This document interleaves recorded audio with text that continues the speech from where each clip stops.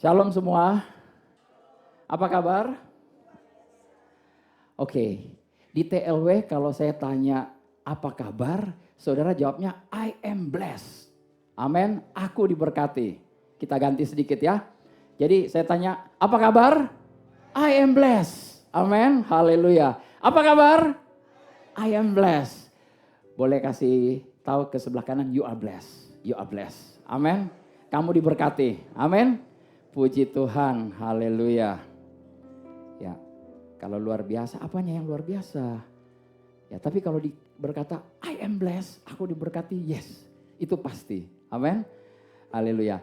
Hari ini saya akan mau menyampaikan kabar baik buat Bapak Ibu. Saya sambung beberapa minggu yang lalu saya sudah pernah sampaikan tentang you believe, you speak. Engkau percaya, engkau berkata-kata. Ini adalah part kedua ya. Kita tahu di TLW dalam tahun ini kita punya satu tema yang besar. Temanya adalah apa? Dari Efesus 4 ayat 15 kita belajar tentang kebenaran diri kita. Ini adalah kebenaran diri Allah yang kita pakai. Sekarang saudara ini benar diri di hadapan Allah. Amin. Saudara bisa berdiri di hadapan Allah, di hadapan Bapa tanpa celah, tanpa satu dosa pun. Bagian apanya? Bagian rohmu. Amin. Jadi saudara kalau ada kesalahan, ada satu dosa dan lain sebagainya, saudara jangan ragu-ragu, saudara bisa datang kepada Bapa karena engkau dibenarkan dalam Kristus Yesus. Bukan karena perbuatan kita, amin. Tetapi karena perbuatan Yesus. Tadi kita sudah menikmati tubuh dan darah Yesus, roti dan anggurnya yang melambangkan tubuh dan darah Yesus, kita betul-betul menjadi satu dengan dia. Ya, kita juga belajar bahwa kita ini harus memperkatakan kebenaran yang hakiki, yaitu apa? Firman Tuhan, dan memperkatakan siapa kita di dalam Kristus dan apa yang bisa kita lakukan di dalam Dia. Amin. Nah, ini ayat yang jadi pegangan kita. Tetapi dengan teguh, Efesus 4:15, dengan teguh berpegang pada kebenaran, di dalam kasih kita bertumbuh di dalam segala hal ke arah Dia. Ke arah siapa? Kristus yang adalah kepala. Bahasa Inggrisnya bagus banget, katakan but speaking the truth in love. Boleh katakan speaking the truth in love. Speaking the truth in love ya. Memperkatakan kebenaran dalam kasih, kita bertumbuh dalam segala hal. Di dalam Dia yang adalah kepala yaitu Kristus. Amin. Dan kemarin saya sudah sampaikan juga, saya sedikit ulang ya Bapak Ibu ya. Di 2 Korintus 4 ayat 13. Karena kita memiliki roh iman yang sama, kita memiliki roh iman yang sama. Yang sama dengan siapa? Kristus. Ya, seperti ada tertulis, aku percaya sebab itu aku berkata-kata. Maka kami juga percaya sebab itu kami juga berkata-kata. Boleh ngomong di sebelah bilang, kamu percaya kamu berkata-kata. Amin. Kamu percaya kamu berkata-kata. Yes. Ya. Dan ayat yang paling terkenal, Markus 11 ayat 22, 23, 24. Yesus menjawab mereka, percayalah kepada Allah, aku berkata kepadamu, sesungguhnya barang siapa berkata kepada gunung ini, beranjaklah dan tercampaklah ke dalam laut, asal apa? Tidak bimbang hatinya, tetapi percaya bahwa apa yang dikatakannya itu akan terjadi, maka hal itu akan terjadi baginya. Sekali lagi Yesus katakan, karena itu aku berkata kepadamu. Yesus memiliki iman yang luar biasa. Dan Yesus katakan ini kepada Bapak Ibu Saudara sekalian di sini ya. Yesus katakan, aku berkata kepadamu, apa saja yang kamu minta dan doakan, percayalah bahwa kamu telah menerimanya, maka hal itu akan diberikan kepadamu. Amin. Kuncinya di sini adalah percaya. Ketika kita percaya, itu akan diberikan. Amin. Nah, mari kita cek diri kita masing-masing. Apakah kita sementara menyuruh gunung kita untuk pindah, atau kita sementara pindah bersama-sama dengan gunung kita ke laut. Ya, cek hasil akhirnya itu adalah apakah kita yang memindahkan gunung, atau saudara ikut terbawa dengan gunung pindah ke arah laut. Ya, ada orang-orang yang senang menceritakan gunungnya. Saudara di sini saya harap berhenti untuk menceritakan gunungnya, mulai berkata kepada gunungmu untuk pindah, terbantun ke laut. pindah kau dalam nama Yesus. Sakit penyakit pindah kau, amin. Segala kekurangan pindah kau ke dalam laut, amin. Segala masalah persoalan pindah kau ke dalam laut, amin. Puji Tuhan. Nah, kita ada ini emphasize-nya ya di Markus 11:23. Kita lihat di sini dikatakan gunung itu terangkat dan tercampak ke tengah laut. Yang versi NIV berkata, go throw yourself into the sea. Gunung engkau terbantum, pindah ke dalam laut. Pergi, lemparkan dirimu ke dalam laut. Ya. Nah, kita lihat ini ada gambar apa? Gunung-gunung apa nih? Saudara tahu? Ini Gunung Everest, gunung tertinggi di dunia. Kurang lebih 8.000 sekian, 8.600 sekian kilometer. Ya, 8.600 kilometer. Bukan meter loh ya. Ya, meter, sorry ya. Dan ini adalah palung yang terdalam di dunia. Saudara kalau pergi ke laut, saudara akan lihat jurang paling dalam. Ini namanya Palung Mariana. Ya, siapa yang punya nama Mariana di sini? Semoga tidak ada yang punya nama, nggak apa-apa ya. Namanya memang Palung Mariana. Ini ada di dalam di lautan Pasifik, ya. Sebenarnya ini bagian yang masih kelihatan, sampai ke bagian paling dalamnya itu tidak kelihatan. Ini hanya yang bisa ditangkap oleh kamera, ya.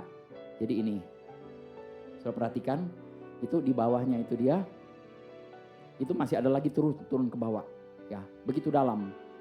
Dan waktu itu ada penelitian orang-orang mau pasang pipa untuk turun sampai ke bawah sekali, tapi nggak bisa, pecah pipanya, karena begitu sampai di kedalaman paling bawah itu di sekitar 11 km di bawahnya, 11 km loh. Dalam sekali ya. Itu itu kalau ada orang yang bisa menyelam ke situ, itu saudara akan merasakan tindihan seperti ada ratusan gajah di atas kalian. Jadi kebayang gak bagaimana tekanannya begitu tinggi. Kapal selam aja bisa pecah. Kapal selam di kedalaman 3.000 bisa pecah, ya. Nah, ini perbandingannya antara Palung Mariana dengan Gunung Everest. Kalau saudara lihat itu titik-titik itu adalah Gunung Everest. Jadi gunung itu bisa masuk ke dalam ini, bisa masuk betul-betul ke dalam laut, ya. Tidak nongol, nggak nongol, ya. Permukaan air nggak nongol dia, masuk di dalam. Masih ada perbedaannya, ada kurang lebih 3 km tingginya. Jadi saudara bisa lihat di sini perbandingan luar biasa. Yesus itu nggak salah ngomong. Ya mungkin pada saat itu tidak ada Google, tidak ada, kita nggak tahu gunung paling tinggi, palung paling dalam nggak apa-apa. Tapi gunung paling tinggi pun bisa masuk ke dalam laut. Amin. Berarti apapun masalah kita, persoalan kita bisa masuk ke dalam laut juga. Amin. Yes, ya. Kita punya otoritas, kita bisa gunakan otoritas itu, kita bisa gunakan kuasa yang begitu dahsyat. Dan Tuhan mau kita memakai kuasa ini. Amin ya. Malah Tuhan mau kita memakai untuk kebaikan kita, ya. Di dalam Amsal 3 ayat 5 berkata bahwa percayalah kepada Tuhan dengan segenap hatimu dan jangan bersandar kepada pengertianmu sendiri. Kenapa? Karena pengertian kita, pikiran kita terbatas. Pikiran Tuhan tidak terbatas. Amin. Ayat selanjutnya berkata, akuilah dia di dalam segala lakumu. Ya. Ini percayalah kepada Tuhan dengan segenap hatimu dan janganlah bersandar pada pengertianmu sendiri. Akuilah dia, acknowledge him. Kita sudah belajar kemarin, acknowledge itu bahasa Ibraninya adalah yaudah. Ya. Kita mengakui, kita buat pengakuan, confession. Di dalam segala laku kita, dalam segala tindak tanduk kita. Maka ia akan meluruskan jalan. Amin. Jadi saudara, hari ini saya mau berkata-kata kepada kita semua, siapapun kita di sini, amin. Termasuk diri saya. Saudara boleh tunjuk kiri kanan, siapapun, amin ya. Saudara bisa katakan kepada gunungmu untuk tersingkir pindah ke dalam laut, amin. Asal tidak ragu hatinya, amin. Nah kemarin saya juga bilang, katakan bahwa keraguan itu bisa ada di mana? Di kepala. Ya. Saudara tidak bisa menolak keraguan. Bisa tiba-tiba ada keraguan, bisa tiba-tiba ada rasa takut, bisa tiba-tiba ada rasa bimbang. Yang masuk di mana? di kepala dulu. Ya. Jadi bagaimana? Ketika itu masuk ke dalam kepala, apa yang bisa kita lakukan? Kita menangkap. Amin. Kita tangkap semua pikiran yang ragu-ragu, pikiran ketakutan itu, dan kita tundukkan kepada Kristus. Bisa nggak? Bisa. Kenapa? Karena firman bilang begitu. Kalau firman Tuhan bilang bisa kita tangkap, artinya kita bisa tangkap pikiran itu. Dan kita bisa tundukkan kepada Kristus. Ya. Ini di dalam 2 Korintus 10 ayat 5b ya. Kami menawan segala pikiran dan menaklukkannya kepada Kristus. Bringing every thought into captivity. Kita tangkap. Seperti tawanan kalau saudara lihat di film-film. Ada perang. Terus ada yang musuh kalah. Apa yang terjadi dengan musuhnya? Diikat. Diborgol, ada yang dipakai rantai. Dibawa ke dalam kurungan. Ya, terus kemudian diserahkan kepada siapa? Rajanya. Terus raja tinggal bilang apa? Ini dipenggal, ini dibunuh, ini diapain, ini jadiin budak. Seperti itu. Ya, jadi segala pikiran kita itu sama, bisa diikat, bisa diborgol, bisa ditaklukkan kepada siapa? Kristus. Ya. Ingat ini salah satu pendeta yang besar, dia berkata bahwa pikiran itu sama seperti burung yang terbang. Jangan biarin dia nemplok, bikinin sarang, terus diberakin kepala kita. Cepat-cepat harus diapa? Diusir. Kalau enggak, tangkap burungnya, disate aja. Amin. Haleluya. Siapa yang suka sate burung? Haleluya. Sate kelinci sih enak ya. Saya enggak tahu sate burung ya. Tapi kita bisa tangkap dan kita bisa sate. Amin. Kita bisa tangkap, kita bisa tundukkan kepada Kristus. Jadi kalau ada pikiran yang ragu-ragu, pikiran takut dan lain sebagainya, kita cepat tangkap ya. Jangan sampai itu keluar dari mulutmu. Haleluya. Aduh Pak Dolfi, aku takut. Dunia ini ngomong seperti ini. Stop. Oke? Jangan sampai keluar dari mulutmu. Kenapa? Karena begitu itu keluar dari mulutmu, itu sebenarnya menjadi kepemilikanmu. Engkau sementara memilikinya. Ya.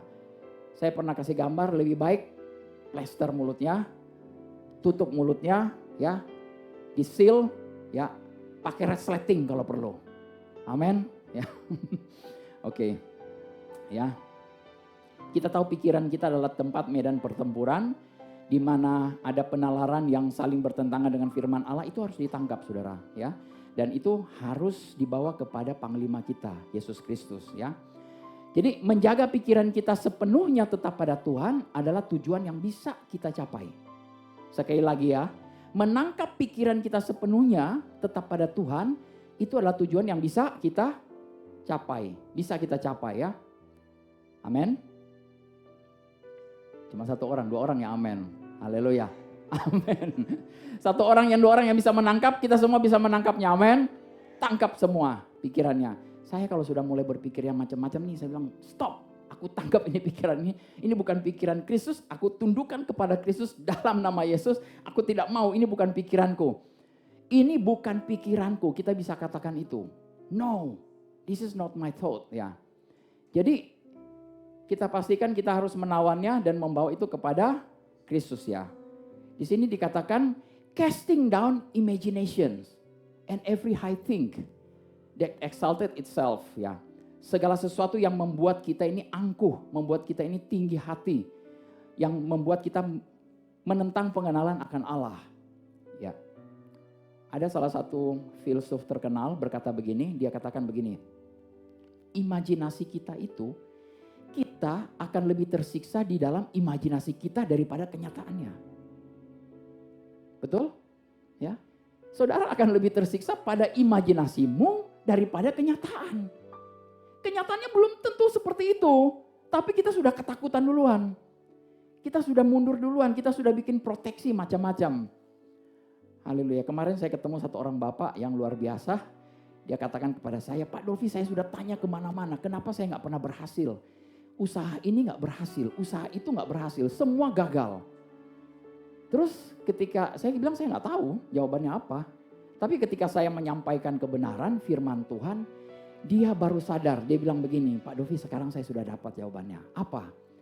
segala sesuatu saya imajinasikan untuk gagal. Saya mengantisipasi kegagalan. Dia bilang, saya setiap kali membuat satu usaha, saya melihat usaha ini bisa gagal. Jadi saya harus antisipasi kegagalan. Yang gak heran apa yang jadinya? Gagal beneran. Gagal. Kitab Ayub berkata bahwa, Ayub bilang, apa yang kutakutkan itu yang terjadi. Apa yang saudara takutkan itu yang terjadi. Jadi kalau nggak mau itu terjadi ngapain? Kita harus ngapain? Tangkap pikiran ketakutan itu, tundukkan kepada siapa? Kristus. Amin. Jadi saudara perlu tangkap, perlu bawa kepada Kristus. Caranya dengan apa? Mulai ngomong, bicara. Ini pikiran nggak benar, dalam nama Yesus kutangkap. Jangan pikiran dilawan dengan pikiran. Saya selalu katakan ada pikiran dilawan dengan pikiran. Imajinasi saudara dibuat dengan imajinasi yang lain. Waduh, sama kayak film jadinya nih. Ya, saudara perlu berhenti berimajinasi yang tidak sesuai dengan kebenaran. Saudara harus berhenti untuk berpikir mengandai-andaikan sesuatu yang belum ada. Ya, yang tidak sesuai dengan kebenaran. Saudara ganti imajinasimu dengan sesuai dengan apa yang firman Tuhan katakan. Amin. Makanya ketika saudara bisa berimajinasi, saudara bisa mengucap syukur. Amin. Bagaimana seseorang sakit bisa mengucap syukur? Firman Tuhan katakan mengucap syukur dalam segala hal. Apa yang harus kita ucapkan syukur dalam segala hal? Kalau dalam keadaan sakit. Apakah saudara mau mengucap syukur akan sakitnya? Oh, terima kasih Tuhan, saya sakit nih. No, salah. Karena apa? Kalau kita ngomong begitu seakan-akan Tuhan memberikan kita sakit. Padahal firman-Nya berkata bahwa Dia tidak pernah membiarkan kita sakit. Dia menyembuhkan semua orang. Bahkan Dia rela mati di atas kayu salib untuk apa? Menanggung semua sakit penyakit. Jadi buat apa Dia kasih sakit penyakit? No. Nah, saudara pada saat sakit, apa yang saudara bisa bayangkan? Apakah saudara bisa berdiri, berjalan, berenang, naik gunung dan lain sebagainya, melakukan segala aktivitas? Itulah yang saudara perlu ucapkan syukur. Amin. Jadi pada saat saudara terbaring, aduh lagi mau flu ini dia. Aku ingat nih Pak Dolfi bilang. Bukan Pak Dolfi yang bilang, Markus bilang. Pindah. Ya, gunung pindah dalam nama Yesus. Sakit batuk, sakit flu, sakit kanker, sakit covid, sakit apapun ini pindah dalam nama Yesus ke laut. Amin. Dan saudara bisa mulai melihat saudara sembuh, sehat. Dan itu yang perlu diucapkan syukur. Amin. Kalau ada usaha saudara yang tidak berjalan dengan baik, apa yang saudara lakukan? Apakah saudara perlu mengucap syukur untuk sesuatu yang bangkrut? No.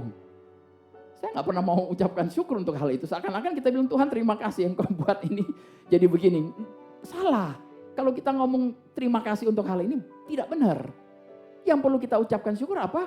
Ketika kita mulai mengimajinasikan bahwa usaha yang baru, ada usaha yang baru, ada usaha yang luar biasa, yang nanti hasilnya berlipat-lipat kali ganda, itulah yang kita ucapkan syukur. Amin. Ya. Apa yang saudara lihat di dalam dirimu, di dalam rohmu, itu yang akan terjadi. Ya. Jadi perlu rubah imajinasi kita ya. Jangan saudara tersiksa dengan imajinasimu sendiri. Saudara perlu merdekakan imajinasimu, merdekakan dengan kebenaran. Firman Tuhan katakan, kamu akan mengetahui kebenaran dan kebenaran itu akan memerdekakan kita. Amin. Yes.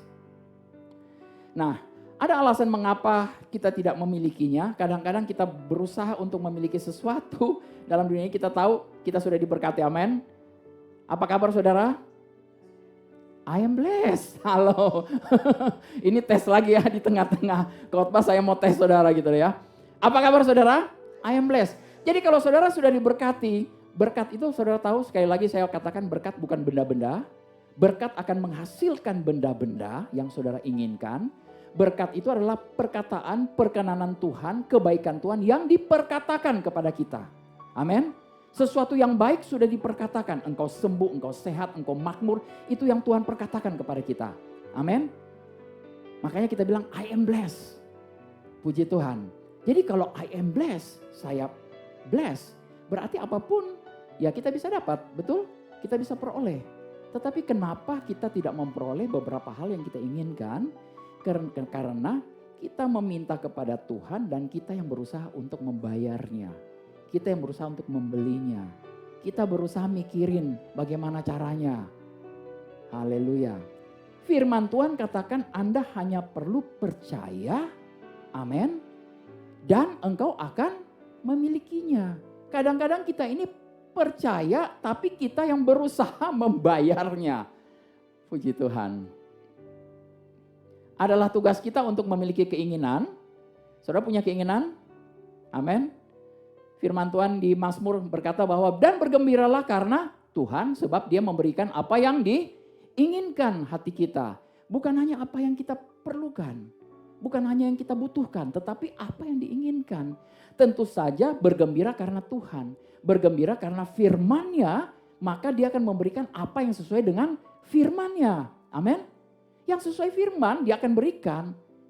Ya kalau saudara seorang suami terus saudara bilang, oh apa saja Pak Dovi, berarti saya boleh inginkan istri orang lain. Buang jauh-jauh pikiran itu ya. Itu tidak berkenan dengan kebenaran firman Tuhan. Ya, itu pasti tidak akan dijawab. Ya, bukan apa saja yang sesuai dengan keinginanmu, yang sesuai dengan keinginan dunia, tidak. Ya, sesuai dengan firman-Nya. Ya. Oke. Kita ini adalah duta-duta besarnya Allah. Amin. Kita dikirim oleh Bapa di surga untuk ada di muka bumi ini, amin. Untuk menyampaikan firman-Nya, untuk memberitakan kebenarannya, untuk speaking the truth, amin. Menyampaikan kabar baik, memperkatakan firman-Nya. Saudara tahu, 99% apa yang Yesus lakukan di dalam dunia ini adalah melalui apa? Perkataan. Dia mulai berkata-kata, jadilah engkau sembuh, jadilah sesuai imanmu. Amin. Banyak sekali yang dia lakukan. Ada beberapa saat dia menulis di tanah, dia lakukan. Ada yang tanya ke saya, apa yang Yesus tulis di tanah? Saya percaya yang dia tulis di tanah juga adalah apa yang dia mau bicarakan, apa yang dia mau perkatakan. Ya, tetapi kebanyakan dia menyampaikan lewat perkataan. Jadi kita harus memperkatakan firman-Nya, dan ketika kita mengucapkan firman-Nya, firman itu pasti bekerja. Amin. Nah, ini yang tadi saya sampaikan, kita harus punya pikiran Kristus. Ini semua yang benar, yang mulia, yang suci, yang adil, yang suci, yang manis, sedap didengar. Semua yang disebut kebajikan dan patut dipuji, itulah pikiran saya. Amin. Whatever things are true, honest, just, pure, lovely, good report, any virtue, any praise, that is my thought. Amin. Ya. Seringkali kita suka banyak mau terima bad report. Laporan keuanganmu, bad report. Haleluya. Ada yang punya bad report dalam bank statement-nya?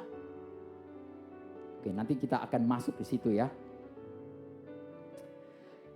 Ingat saja saudara, kalau ada sesuatu yang tidak beres dalam hidupmu, berarti saat-saatnya kita harus balik lagi, kita cari firman-Nya, cari kebenarannya. Ya. Karena itu firman pasti akan bekerja. Amin. Kalau kita ambil firman itu seperti benih kan. Kita tanam. Ya. Bagaimana caranya dia bertumbuh? Gak tahu. Tiba-tiba aja bertumbuh. Tetapi kalau firman itu dipertanyakan, kok saya belum makmur, kok saya belum sembuh, kok saya belum ini dan belum itu. Itu saudara sementara ambil bijinya yang saudara tanam, saudara pertanyakan mana nih, kok nggak efek ya. Terus saudara tanam lagi.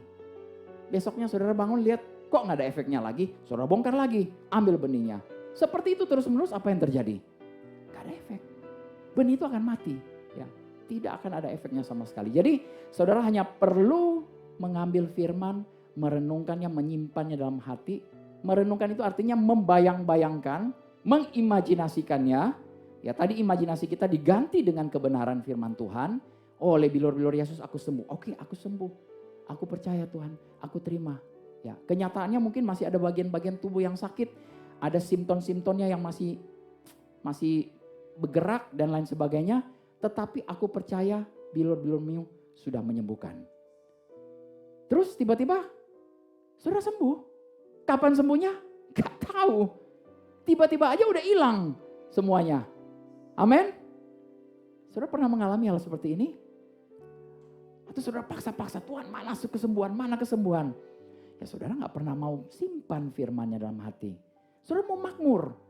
Tetapi saudara tidak pernah ada satu firman pun yang saudara ambil untuk tabur dalam hatimu tentang kemakmuran.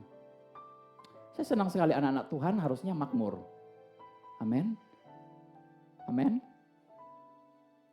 Nah kalau saya lihat bank statement saya, bank account saya akan ambil dan saya akan mundur sedikit begini, saya akan lihat. Terus saya lihat kiri kanan. Ada orang gak ya? Kalau gak ada orang, saya mulai perkatakan. Rekening banknya, dalam nama Yesus. Pertama-tama nolnya. Saya akan ketawa. Ya. Kenapa saya harus melihat mundur begini dan saya harus lihat kiri kanan? Karena saya akan melihat ada orang-orang yang nggak percaya nggak di sini, yang sementara mau ketawain saya. Haleluya. Kenapa saya melihat-lihat begini? Karena jangan-jangan ada orang yang sementara melihat-lihat saya dan berkata bahwa Pak Dolphy ini gila. Saudara, kalau saudara memperkatakan kebenaran, akan ada orang-orang yang kesal, yang nggak suka. Siapa yang nggak suka? Si iblis. Amin. Kalau saudara mulai memperkatakan kebenaran, ada orang yang mungkin akan ketawain, ada orang yang akan melecehkan, akan ada orang yang gak percaya. Tapi gak apa-apa, tetap perkatakan. Karena ini kebenaran, amin. Ya, puji Tuhan. Di dalam Kejadian pasal 11, kita melihat di sini ada orang-orang yang sedang, mereka pergi ke arah timur. Alkitab cuma mengatakan mereka pergi ke arah timur dan mereka membangun satu menara. Namanya menara Babel ya. Ini saya, mana ini ayatnya? Sebentar, ini gambarnya ya. Nah, ini dia. Ini gambaran artis saudara ya. Ini gambaran artis di mana orang-orang yang berkumpul dari seluruh bumi.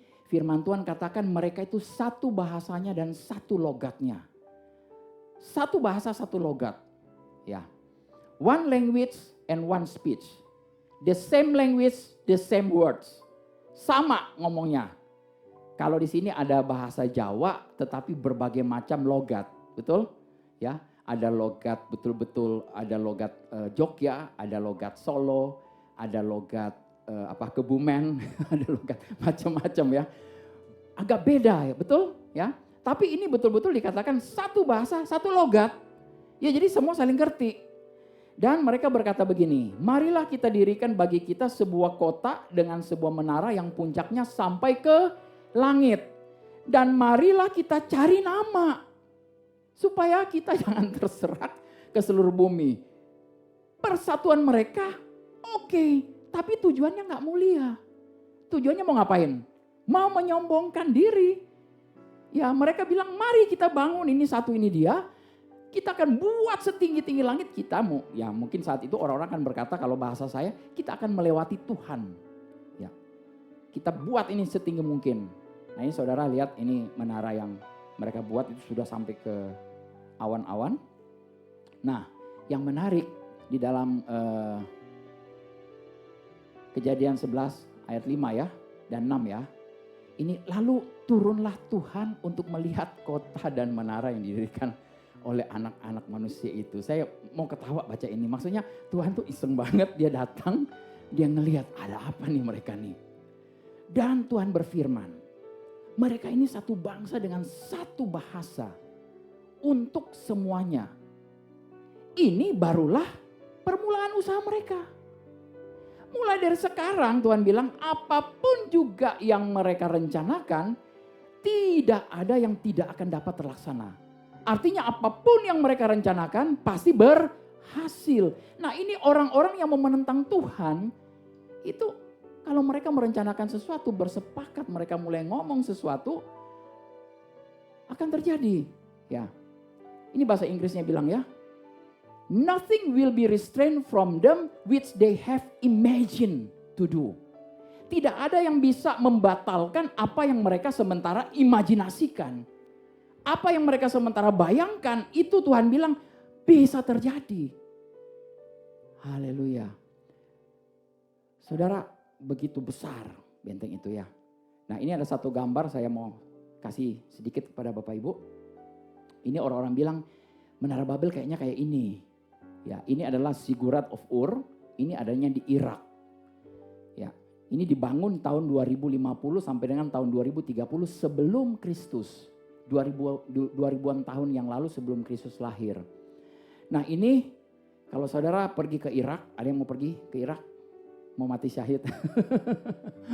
Tidak ada ya. Oke, di Irak ini dia. Jadi kalau saudara lihat ini tingginya lumayan tinggi ya. Tapi ini ada satu kesatuan orang-orang yang bersepakat untuk membangun. Dan jadilah seperti ini. Ya ada beberapa gambar yang saya sudah tidak tampilkan. Ada tembok Cina dan lain-lain sebagainya. Yang begitu dahsyat, begitu besar, begitu panjang sekali. Itu karena apa? Ada karena satu orang raja, satu orang pemimpin. Dia kumpulin semua anak buahnya dan dia bilang mulai sekarang kita akan buat seperti ini. Maka jadi Pak Ibu. Amin. Ya. Jadi kalau ada sekelompok orang yang mengatakan hal yang sama, itu pasti akan berhasil. Mengapa? Karena kata-kata yang kita perkatakan itu kemudian diberdayakan. Ada kuasanya. Ada kuasa. Lah, orang-orang yang tidak mengenal Tuhan aja mereka tahu bahwa perkataan mereka itu memiliki kuasa. Apa yang mereka mulai imajinasikan terus mereka mulai ngomong satu dengan yang lain, itu terjadi. Ya. Sampai-sampai akhirnya Tuhan harus mengacaukan orang-orang di Babel ini dia. Haleluya. Puji Tuhan. Nah, jadi saudara perlu tahu bahwa apa yang kita pikirkan, apa yang kita imajinasikan harusnya berbeda dengan apa yang orang dunia imajinasikan dan pikirkan. Amin. Betul? Kenapa? Karena orang dunia tidak akan mendapatkan hasil sama seperti anak-anak Tuhan. Mengapa? Karena kita adalah orang-orang yang diberkati. Apa kabar saudara? I am blessed. Amin. Udah mulai terbiasa. Puji Tuhan. Ya. Berkat itu ada padamu. Amin. Dan berkat itu memberdayakan, memberi kuasa, mengempower untuk kesuksesan. Katakan amin. Ya, berkat itu memberdaya, memberi kuasa, di-empower, ya, diberi kuasa, ya. Untuk apa? Untuk satu kesuksesan, ya. Jadi kata-kata yang sementara engkau perkatakan itu diberdayakan dan itu berkuasa. Ketika engkau sudah mulai merancangkan sesuatu, kau ajak beberapa orang, itu akan berhasil. Amin. Jadi seharusnya kita beroperasi di dalam apa? Di dalam berkat, ya. Nah, ini yang menarik saudara. Beberapa minggu yang lalu saya ajak saudara untuk mulai kita bersepakat untuk berkata-kata untuk gedung TLW sendiri. Amin. Amin. Ya, ada 2-3 orang, 5 orang, 10 orang, 20 orang, kita ada 100 orang di sini. Puji Tuhan, kalau kita bersepakat kita ngomong satu hal yang sama, bisa terjadi enggak? Bisa. Amin. Puji Tuhan. Saudara ingat ini ya. Saya mulai memperkatakannya sejak awal tahun 2023 ini. Ya, saudara akan melihat ini pasti terjadi. Amin, ini pasti terjadi. Dan ini begitu kuat di dalam diri saya. Ya, ada yang tanya, Pak Dolfi di mana? Belum tahu. Saya nggak tahu, saya nggak pikirin. Yang penting saya mengimajinasikannya dulu. Saya minta dari Tuhan visinya. Saya harap Bapak Ibu bersatu dengan saya dan kita mulai memperkatakannya dan itu yang akan terjadi. Amin. Haleluya. Nah, karena perkataan firman Tuhan itu adalah hal yang paling berkuasa yang pernah ada. Titik. Amin. Ya. Kita melepaskan kuasanya itu di dalam nama Yesus. Ya, dan kekuatan itu akan bekerja. Itu akan mendatangkan hasil. Nah, beberapa dari kita nggak mau titik. Saya sudah katakan perkataan firman Tuhan ini ya. Mungkin ini ya. Ya oke, berkat itu ada padamu dan berkat itu memberdayakan, memberi kuasa, empowerment untuk apa? Untuk itu kesuksesan ya. Jadi perkataan firman Tuhan itu adalah hal yang paling berkuasa yang pernah ada. Titik. Kita orang-orang anak-anak Tuhan seringkali kita berkata, oleh bilur-bilurnya aku sembuh. Tapi dia yang kaya sudah jadi miskin supaya kita yang miskin menjadi kaya. Tapi Pak Dolfi, kita punya banyak tapinya. Ya. Aku makmur, tapi aku diberkati, tapi haleluya. Tahu nggak saudara? Perlu orang-orang di muka bumi ini untuk mulai memperkatakan keberadaan Yesus. Yesus itu nggak lahir begitu saja. Perlu orang-orang, perlu kerjasama. Semenjak kejatuhan manusia di Taman Eden, Tuhan mulai berfirman, Tuhan mulai bernubuat, Tuhan sendiri yang mulai bernubuat untuk juru selamat. Amin. Ya, dia katakan dari keturunan perempuan ini. Bukan keturunan-keturunan, tapi keturunan spesifik. Yaitu siapa? Yesus. Ya, kemudian berapa tahun kemudian, 700 tahun sebelum Yesus lahir, Nabi Yesaya mulai memperkatakan, menubuatkan tentang kedatangan Yesus. Ya. 490 tahun sebelum Yesus lahir kemudian ada Nabi Daniel. Ada begitu banyak saudara, kalau saudara baca banyak.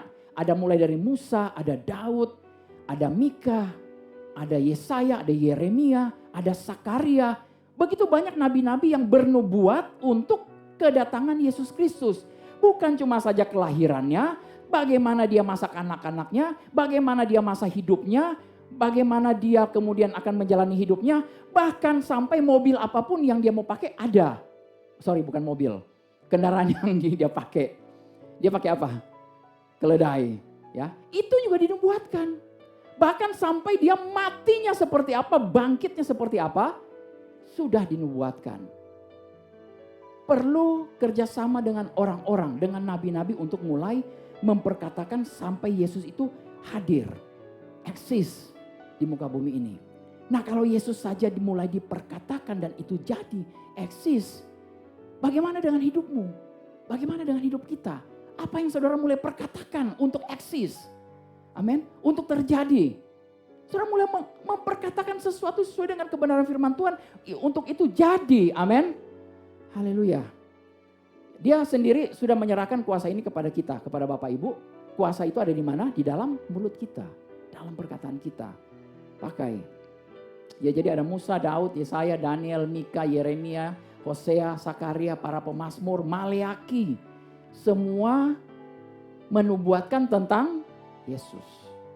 Nah, sekarang saudara kalau mau perlu saudara bisa bersepakat. Di sini ada banyak yang punya panggilan nabi juga. Bersepakatnya dengan saya. Ayo nubuatkan sesuatu. Tidak apa-apa, mulai untuk bisnismu, untuk pekerjaanmu, untuk studimu, sekolahmu, untuk keluargamu. Amin. Sebentar ketika saudara berfellowship, silakan. Saudara bisa ajak teman-teman. Yuk kita bersepakat, aku mau saudara bersepakat dengan saya untuk hal ini. Ya, ada orang-orang yang mungkin sementara sakit. Ketika ditanya apa, bagaimana keadaanmu? Kemudian dia mulai ngomong tentang sakit penyakit. Saya bilang stop. Bukan seperti itu jawabannya. Seharusnya ketika kita dalam keadaan sakit dan lain sebagainya, saudara boleh minta, ayo teman-teman bantu saya. Tolong saya, ayo saya mau bersepakat untuk menolak sakit penyakit ini. Untuk menolak semua yang kemiskinan, menolak segala kekurangan ini. Mari bersepakat dengan saya. Itu seharusnya anak-anak Tuhan. Amin. Ya. Oke, jadi kalau Yesus saja dinubuatkan, diperkatakan kehidupannya, kita pun bisa, ya. Firman itu akan bekerja. Itu ya akan bekerja, pasti dan pasti. Nah, saudara, kenapa itu kadang-kadang tidak bekerja? Karena musuh tahu. Dan musuh sengaja menutup mata kita supaya kita tidak memperoleh pewahyuan akan kebenaran ini. Tidak memperoleh pewahyuan, ya. Adam diberi kuasa untuk mengatur, untuk memanage. Dia ada dalam manajemen untuk mengatur bumi ini melalui apa? Perkataan. Tuhan bilang beri nama, dia beri nama satu-satu. Hewan-hewan saya nggak tahu bagaimana caranya Anda memberi nama semua. Kemudian semua nama ini sekarang yang kita pakai. Nama-nama binatang. Ada berapa banyak binatang di muka bumi ini? Haleluya. Jadi kita harus mendapatkan firman Tuhan. Kita perlu mendapatkan firman Tuhan. Iman timbul dari mana? Timbul dari pendengaran. Pendengaran akan firman Kristus. Ketika kita mulai dengar firman Tuhan itu kemudian penuh di dalam kita. Dan firman Tuhan katakan out of your abundance. Dari dalam kelimpahan itu akan keluar berbual. Perkataan kemudian akan mulai memperkatakan firman. Saudara akan mulai berkata-kata dengan firman. Tapi kalau saudara isi yang lain ke dalam saudara, itu yang akan keluar. Ganti channel. Amin. Ganti apa yang saudara mau isi ke dalam. Isi yang banyak firman Tuhan, itu pasti akan keluar. Saya jalan-jalan dengan anak saya suatu ketika kita berdua suka sharing firman Tuhan yang banyak ke dia. Sampai dia bilang, "Pa, stop. Papa, mama stop. Boleh gak papa mama sebentar jadi papa mama aja?" Ya, gak usah ngomong firman deh. Kata dia begitu. Oke, ya udah. Terus kita jalan, ya kita ngomong lah makanan, minuman, oh ini dan lain sebagainya. Tapi kemudian kita mulai lagi bicara tentang firman. Terus dia bilang begini, ya udahlah papa mama yang penuh dengan firman, jadi itu yang akan keluar dari papa mama. Puji Tuhan. Itu yang akan keluar dari bapak ibu, amin. Ketika saudara penuh dengan firman, saudara akan mulai memperkatakan firman, amin. Bilur-bilurnya telah menyembuhkan aku dalam nama Yesus. Aku tolak sakit penyakit, amin. Dia yang kaya kita supaya dia jadi miskin dan kita yang miskin kita jadi kaya, amin. Oleh sebab itu aku tolak segala kemiskinan. Aku mau yang makmur-makmur yang dari Bapa, amin. Dan saudara jangan ketawa kalau saya mulai memperkatakan rekening bangku. Amin. Kalau saudara mau ketawa silahkan, tidak apa-apa. Ya, saudara perlu melakukan hal-hal yang luar biasa, extraordinary untuk mendapatkan hasil yang extraordinary. Yang luar biasa, amin. Saudara mau yang biasa-biasa saja, saudara terima rekening bangku. Saudara mundur begini, terus saudara lihat kiri kanan. Aduh, saya mau ngomong gak ya? Ngomong gak ya? Terus saudara diam mulutnya, ya udah, itu yang terjadi. Saya gak mau. Ya, apapun yang terjadi dalam situasimu, saudara perlu ngomong. Amin. Yesus ketika ada angin badai, topan badai, dia tidur. Dia bukan tertidur, saya yakin dia gak, ada yang bilang dia saking capeknya dia tertidur, oke lah. Tapi kan airnya masuk, dia pasti kena kecipratan air, pasti agak bangun dikit lah. Murid-muridnya datang, Tuhan, apakah engkau tidak peduli kalau kami binasa? Tuhan, kok kamu gak bikin apa-apa? Tuhan, ayo ambil dong gayung. Gayungin dong, keluarin. Airnya udah masuk gitu loh. Yesus ngapain? Dia bangun dan dia katakan apa? Diam, tenanglah. Amin. Jadi kalau ada situasi, kondisi di dalam hidup saudara yang sementara kayak angin badai topan, saudara perlu berdiri dengan firman, ingat janji firman Tuhan ini. Dan mulai berkatakan, diam, tenang. Ya, ada orang-orang yang depresi, diam, tenang, sembuh. Amin. Haleluya. Ketika keuanganmu bergejolak, saudara bisa katakan, diam, tenang. Amin. Penuhlah, makmur. Amin. Haleluya. Saya bersemangat sekali hari ini. Puji Tuhan. Bapak Ibu bersemangat dengan saya? Amin. Haleluya. Yes. Ya. Jadi ada kelimpahan di dalam kita dan dari dalam kelimpahan kita itu akan keluar melalui mulut kita. Itu akan menjadi satu deklarasi, itu akan menjadi satu dekret. Satu surat keputusan. Pasti keputusan. Saudara pernah terima satu surat keputusan? Kalau dari kantor-kantor pemerintah suka ditulis dengan menimbang ini dan itu dan lain sebagainya. Memutuskan. Apa yang diputuskan? Itu harus tunduk. Amin. Keputusan kita yang kita buat, itu situasi dan kondisi harus tunduk pada keputusan itu. Amin. Ya. Di dalam, saudara baca di dalam kitab 2 Raja-Raja pasal 6 dan 7. Ya. Di dalam 2 Raja-Raja pasal 6 dan 7. Di situ ada seorang raja bangsa Aram namanya Raja Ben-Hadad. Nah, satu kali dia mengepung Israel, dia mengepung kota Samaria di mana ada Raja Yoram. Raja Yoram ini raja yang sebenarnya yang nggak benar. Ya karena dia nggak benar makanya dikepung kotanya ini. Yoram ini anak dari Raja Ahab. Ya, kita tahu Raja Ahab siapa istrinya? Isabel. Ya, sebel gitu loh. Sebel banget ini sama ibu ini, ya. Dia punya anak namanya Yoram. Nah, Yoram waktu itu bertingkah laku yang nggak benar sampai-sampai dikurung. Nah, yang dikurung oleh Raja Ben-Hadad, Raja Aram ini Samaria. Kota ini dia nggak bisa ngapa-ngapain. Diperkirakan itu mungkin sekitar berbulan-bulan sampai seluruh bahan makanan habis. Seluruh bahan makanan apa semua harga-harga langsung melambung naik, betul? Saudara kebayang kalau Jakarta dikepung, kita nggak bisa kemana-mana, kita nggak bisa ambil dari puncak, dari mana sayur, otomatis harga naik. Sampai-sampai terjadi kelaparan yang hebat.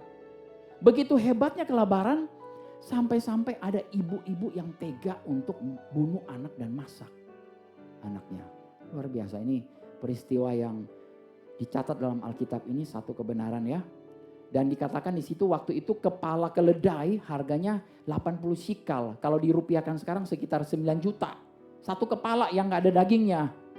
Ya terus tai merpati, satu genggam begini tai merpatinya.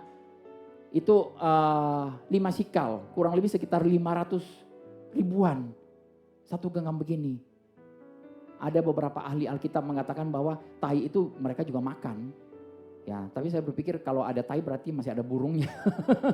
Ya, burungnya itu lebih dulu yang dimakan mungkin, habis itu mereka sudah kumpulin tainya, baru tainya yang dimakan gitu loh.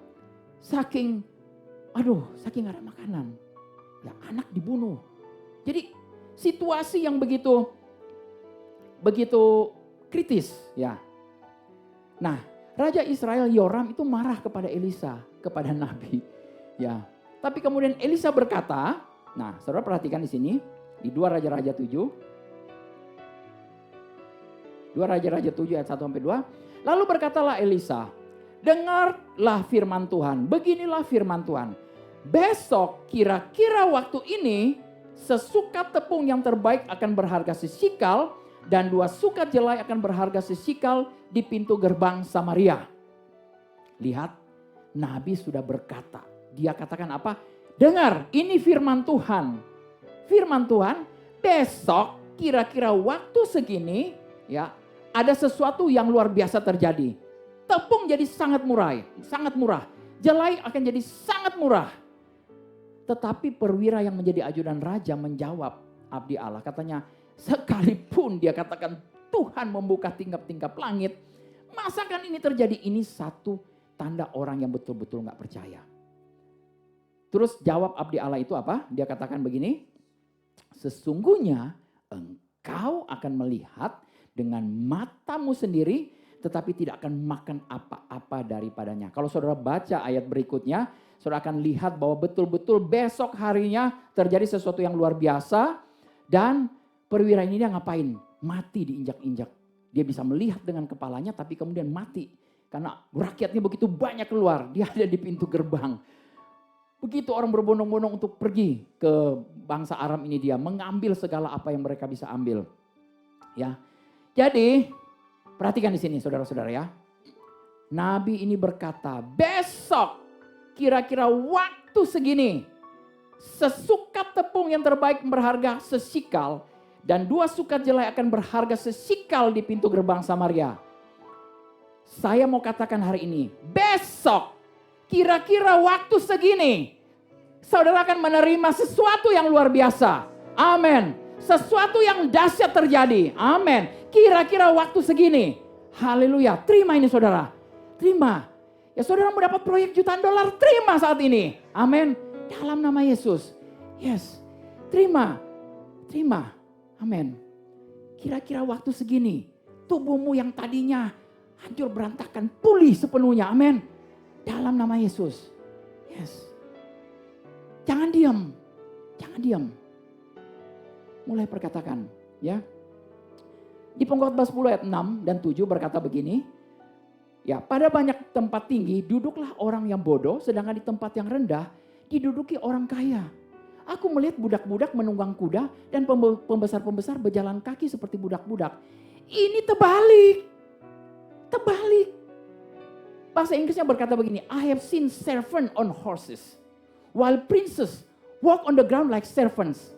Kita ini adalah anak-anak Allah. Amin. Kita ini adalah prince and princessnya Allah. Kita yang seharusnya duduk di kuda dan servant, pelayan-pelayan itu harusnya berjalan kaki. Amin. Jangan terbalik. Haleluya. Nah kalau saudara tidak mau membalikkan keadaan, saudara akan terbalik.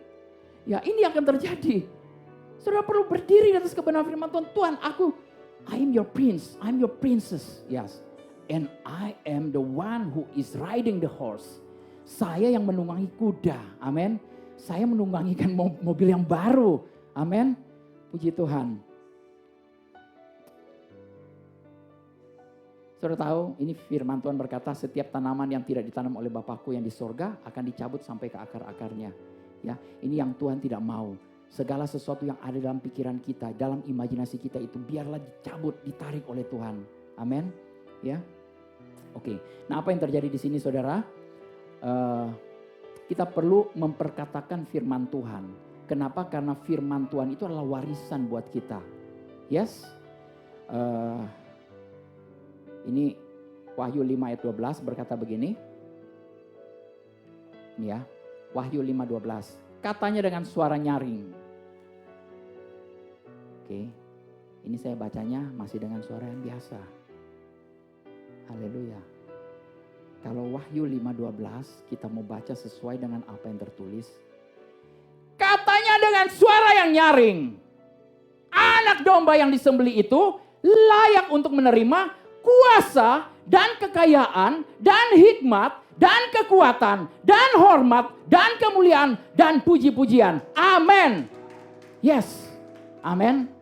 Itu suara nyaring. Ini adalah suara seseorang malaikat yang berkata, anak domba yang disembelih. Siapa dia? Yesus Kristus. Dan Yesus Kristus ada di mana sekarang? Di dalam kita. Bersama-sama dengan dia, kita memiliki warisan ini. Jadi apa yang Yesus terima, kita juga terima saat ini. Amin. Haleluya. Ini saying with a loud voice, bahasa Inggrisnya lebih jelas berkata, worthy is the Lamb who has slain to receive power and riches and wisdom and strength and honor and glory and blessing. Amin. Wah, luar biasa. Kuasa, kekayaan, hikmat. Saudara kekurangan hikmat, minta hikmat dari dia. Saudara dilimpahkan hikmat. Ini adalah janjinya, inilah warisanmu. Amin. Dan kekuatan, dan kemuliaan, dan kehormatan. Glory, kemuliaan. Ya. Ada yang masih suka berdoa, Tuhan jangan sampai kami mencuri kemuliaan-Mu. Oh, stop berdoa begitu, amin. Kemuliaan Tuhan sudah diberikan. Kalau sudah diberikan, sudah tidak perlu curi-curi. Sudah dapat, amin. And blessing, dan berkat. Oke, Bapak Ibu, mari saya ajak saudara, sama-sama kita mulai berkatakan ini. Ya, kita ngomong dengan aba-aba 1, 2, 3. Ya, kita mulai perkatakan ini ya. Dengan suara yang lantang. Sekeras-kerasnya saudara bisa berkata, sedemikian pula saudara akan menerimanya. Siap? Oke, 1, 2, 3. Bersama dengan Kristus, aku menerima kuasa, kekayaan, hikmat, kekuatan, hormat, kemuliaan, dan berkat. Amin. Yes. Puji Tuhan. Berasa bless? Belum. Oke. Sekali lagi ya. Siap ya. Oke. Saudara harus betul-betul lihat ini dia sebagai warisanmu. Amin. Ini 7 hal yang luar biasa. 7 hal ini aja sudah cukup. Lebih dari cukup untuk kita semua. Amin. Ya. 1, 2, 3. Bersama dengan Kristus, aku menerima kuasa, kekayaan, hikmat, kekuatan, hormat, kemuliaan, dan berkat. Amin. Woo! Yes. Bapak Ibu, mari kita bangkit berdiri, saudara. Puji Tuhan.